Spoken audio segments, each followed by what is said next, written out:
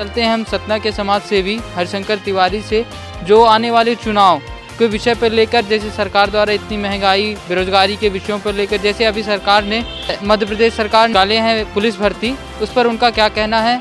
और जैसे अभी जो पेपर हुए थे उनके रिजल्ट रोक दिए गए थे और कैंसिल कर दिए गए। इस पर आइए इन सभी विषयों पर लेकर हरिशंकर तिवारी जी से चर्चा करते हैं। ये जैसे लोकसभा चुनाव और विधानसभा चुनाव आ रहे हैं हमारे सामने, इसमें आप क्या कहेंगे सरकार की नीतियाँ जो सरकार की नीतियाँ जो भी हैं पूरी तरह से फ्लॉप है। जो भी सरकार अपना वो कर रही है, महंगाई, बेरोजगारी ये चरम पर है, भ्रष्टाचार भी चरम पे है, देश विषम परिस्थितियों पे है और जर्जर स्थिति में है। प्रत्येक व्यक्ति अपने सरकार की और देश की स्थिति देख के बड़ा दुखी है और मुझे तो नहीं लगता है कि जनता सुखी है।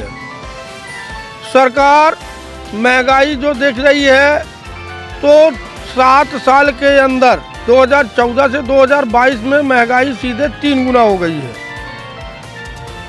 और बेरोजगारी तो पूरी तरह से है। मतलब हमारे देश का प्रत्येक युवा लगभग 100 में से 10 को ही रोजगार मिल पा रहा है। बाकी मोदी सरकार कहती थी कि हम रोजगार देंगे युवाओं को।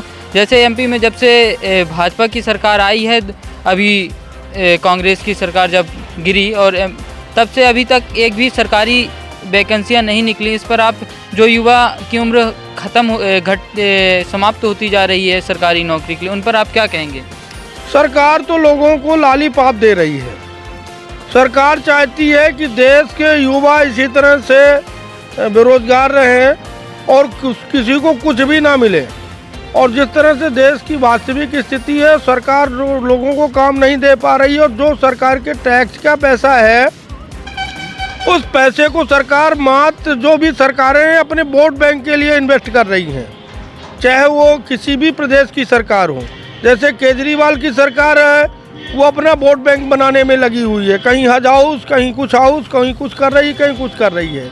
इसी तरह से जहाँ पे बीजेपी के राज्य हैं, वो अपने लिए वोट बैंक का काम, देश और समाज का भला कोई नहीं कर रहा। सच्चाई ये है।